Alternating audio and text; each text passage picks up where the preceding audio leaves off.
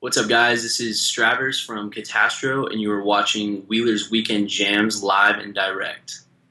Wheeler's Weekend Jams live and direct. Ladies and gentlemen, thank you for tuning in on another lovely episode of Wheeler's Weekend Jams live and direct. Today joining us is the drummer for the band Katastro, Andrew Stravers.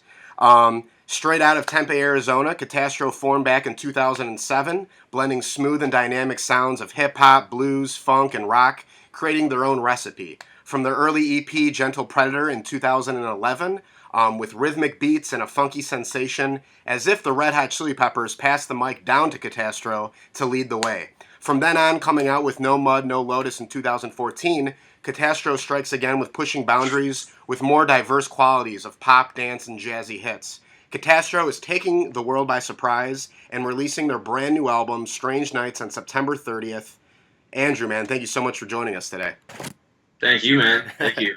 Right on. So yeah, I'm just That was a good intro. Thank you, man. I worked hard on it. So now let's see. From the very beginning, when you were a small child, who was the one person that helped you and inspired you to get into music and helped you on your musical path?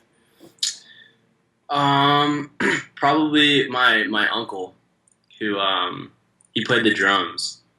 My mom had two brothers, and one played guitar and one played the drums, and me and my little brother took up guitar and drums in that way.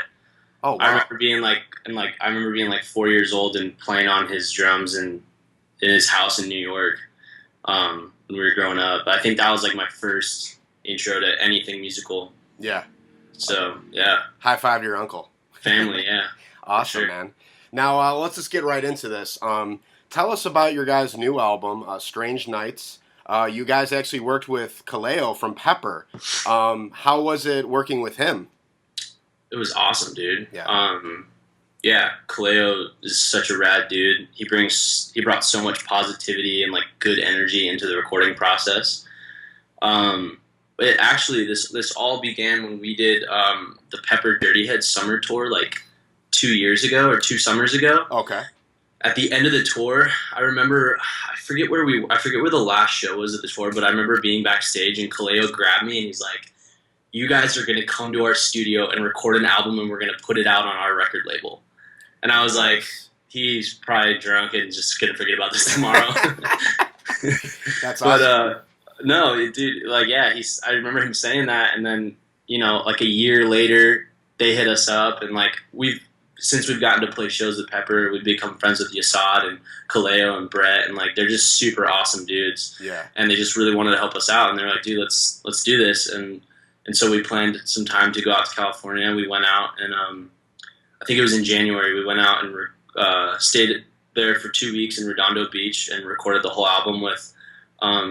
Kaleo co-produced it with Mike Sutherland. Okay. Who runs like monitors and tech and does a lot like everything for Pepper at like their live shows. Yeah. But he also produces bands as well. So between the two of them, like Mike's super talented, super savvy with all the Pro Tools stuff, and amazing with drums too, and just getting tones for guitars and vocals and everything. Mm. So between him and Kaleo, it was a super fun process. We were able to like rip the songs apart and make them as best as we could, and it was really fun. That's awesome. Yeah, it always helps too when just going into the studio and having that extra producer. He's like the fifth, sixth member of the band. Because he knows what sound. Totally. Because we kind of like we wrote mostly all the songs at our studio that we had rented out in Arizona. Okay. And we did a bunch of pre-production on our own, and I recorded a bunch of our demos on my laptop or whatever, and then we would send them the rough demos so they would know what's going on, and then Kaleo made all these notes, and so then once we got into the studio, we kind of had our structures, and we were able to give them and just go off, vibe off of each other, and fix things, rearrange things. It was fun. Wow, that's awesome, man. So yeah. What does this album, Strange Nights, mean to you personally? To me personally, I think the album has a lot of cool lyrical content on Andy's end that kind of talks about us as a band and things that we have gone through. The name Strange Nights There's a few songs that there's references on like crazy things that have happened to us on tour or like personal experiences, and I think musically, like we've grown a lot as a band over since we recorded our last album, No Mud No Lotus. I think it's like a less selfish album as far as like we were all trying to just make good songs. We weren't trying to like do impressive shit or Exactly. like, do you know what I mean? Yeah, So, yeah, exactly. and for us, it was fun to experiment. Like we experimented with different sounds and different things that we've never done before, which is just always fun to do. So That's awesome. And you guys also worked with Jared Watson, aka Dirty J, the Dirty Heads, on a song called "Waste the Night." When did he get in the picture for this song? Dude, we were actually playing a show we were playing this festival in Salt Lake City, Utah. Okay. With what were we playing? We were playing with Pepper, Iration, a couple other bands that we're friends with, and Andy was sitting in the van before the show, before we played, and he was listening to some of the demos, like some of the demos that we had recorded at home. It was this like beat that I gave him, and then Ryan put like a bass line over it, and Andy made the rap for that song "Waste the Night" and showed it to us in the van before we went on stage, and we were all like super stoked. We're like, "That's the sickest rap you've ever made, dude!" We were all really stoked on it, and I think Andy was like, "Dude, what if Jared was on this song or something?" And I was like, "Dude, you should just ask him." Like, because Jared's we're friends with those guys. We've played a lot of shows with them and stuff, and they're kind of like we look up to them. We've played a lot of shows with them, and they've grown a lot. So Andy just asked him, and he was down because he's a cool dude. And he just came. He came to the studio and hung out with us, and it was cool, man. It was really fun. That's awesome, man. Yeah. And like you were saying, you guys played with like Iration, and you guys actually just played the 311 after party in the beginning of July. How was that experience for you guys? It was fun, dude. Yeah. It was really fun. Yeah, Mandalay Bay hooked it up. We got to stay in some nice rooms. Yeah, I bet, man. It was cool. It was really nice. Yeah, it was fun, dude. Good old Vegas, man. We've played with 311 before too. Like not for a long time, but a couple of years ago, we played with them at the Marquee in Tempe. Oh, nice. And their fans are nuts, dude. Yeah, their fans are fans. Yes, yeah. I'll admit I'm one of them. I'm gonna be on I'm going on their upcoming cruise, so it should be that's a fun awesome. Time. I was gonna say you guys are actually hitting the road on August 7th, and you're playing some shows with the Dirty Heads. How excited are you guys for this upcoming tour? We're stoked, dude, because it's been a minute since we played some shows with those guys, and we're direct support on a few of the shows, which is going to be really awesome. So we're doing San Antonio. We're playing Oklahoma City. We're doing...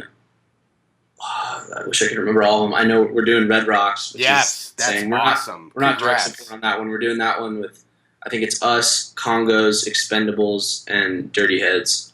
That's going to be a great show. Which, when we heard that was nuts, because like we got to play there 2 summers ago with Dirty Heads and Pepper. Nice. And I remember thinking, like, there's no way I'll ever get lucky enough to play here again. Like, this is the coolest venue in the world. It's the best. It's the best place you can ever play. That's awesome. So, I was actually born out in Fort Collins, Colorado, and I still have yet to go there, man. So that's awesome. You guys get to play there. That's congratulations on that. Yeah, thanks, man. We're stoked. So cool, man. So are you guys obviously gonna be playing "Waste the Night" live with Jared? We're gonna. I don't know. We'll see if he wants to run on stage, but I think we're gonna practice it, and I'm not sure. We're starting rehearsals tomorrow for this little run. Cool. We rented out a studio. We're gonna practice some new stuff, so we're kind of gonna see what sounds good and stick with that. Awesome, man. So we'll see what happens, but I'm excited to play some new music because when you're playing the same songs over and over, like repetitive. Yeah. So I understand. So for you being in Katastro, what is the message you want to give out to the fans in the world? Oh, that's a tough one. I don't know, man. I guess just doing what you want to do. Like, do what you want to do, because we're just some normal kids from Arizona that just met each other in high school. Like, we started the band in my garage when we were 17. Oh, wow. And, we get to, like, tour and play music and meet a lot of cool people. And we've all had friends and, family say, like, maybe you should go to school and not do this. And hey, maybe they were right, but we're having a lot of fun. And no, dude, I don't know. We just love playing together and playing shows and traveling. It's a dream for us. Yeah, you're living the dream, man. You only live once, Yeah, so take advantage of it. Yeah, that's for awesome. Sure. Well, I've been asking this question for years now on my show, and it's always funny, and I love to see the reactions from every band that I interview. But I always say I'm a huge movie buff, and I love soundtracks to movies, and if there was no music to the movie, there would be no substance. It would be completely bland. Now, if you had to compare your band to a movie, what movie would it be, and why? Ooh, our band to a movie? Damn, that's hard, dude. Yeah. I don't know, what's a movie that has a lot of strange things going on during the nighttime? Fear and Loathing in Las Vegas. I wanted to say that, but I don't know if we're badass enough of a band to compare ourselves to that movie, because that movie's just too badass. Hunter S. Thompson, man. If he would allow it, I guess, but yeah, I don't know, dude. I could tell you one of my favorite soundtracks to a movie. Sure, I'd love to hear it. There Will Be Blood by Johnny Greenwood from Radiohead. Oh, nice, dude. Hell that yeah. That soundtrack is gives me anxiety just listening to it. It's so emotional. Yeah, Radiohead was just here in Chicago at Lollapalooza. They just played 2 nights ago. Yeah, dude. I have some friends that were there, and I was jealous. Yeah. I've seen them a couple times. They're incredible. Yeah, so. They're pretty amazing, man. Tom York's one of a kind. Yeah. Well, there we go. We'll stick with that soundtrack. There Will Be Blood. Yeah. I definitely don't think our band would fit for that. Yeah. Probably in a couple hours you'll be thinking about it. You'll be like, oh wait, I got a better answer. Yeah. That's usually what happens. But well, yeah. If there's anything you want to say out there to the fans and where to find you guys on the internet, go right ahead, man. Yeah, dude. So our new album, Strange Nights, is out now it's available for pre-order now on iTunes. That actually just came up today. And then it comes out officially on September 30th. If you go to Katastro.com, you can sign up for our email list, or our newsletter blast, which will have info on special pre-sale bundle packages and shows and all that kind of stuff. And then we leave for we're doing 7 or 8 shows on the West Coast with Dirty Heads. So check the dates at Katastro.com/tour, and that will have all the info. Awesome, man. Well, hopefully, too, you guys come out to Chicago, man. I'd love to see you guys, man. Every time we've played in Chicago, it's been super fun. So we can't wait to get back out there. I think we have our agent's going to start booking a headliner tour for us, I think. Yeah. So hopefully we head out to Chicago on that. But, we'll keep you in the loop, dude. Nice, man. Dude, thank you so much, man, for doing this interview again. It was fun, dude. Yeah, hell yeah. Ladies and gentlemen, thanks again for tuning in on another episode of Wheelers Weekend Jams live and direct. Make sure to check out our website at WheelersWeekendJams.com. And if you like what we do and you want to keep us keeping these interviews alive, head on over to our Patreon page at patreon.com/WWJ. It's basically like a Kickstarter for content creators like ourselves. So we're kind of bringing back the old school MTV, the way it used to be. But, there's so many bands out there that don't get enough respect, to get out to the world. And that's what we're trying to do, help bands like you guys and everybody else out there. And, dude, Andrew, man, thanks again for doing this. Yeah, dude, for sure. Hell Thank yeah, you, man. Awesome.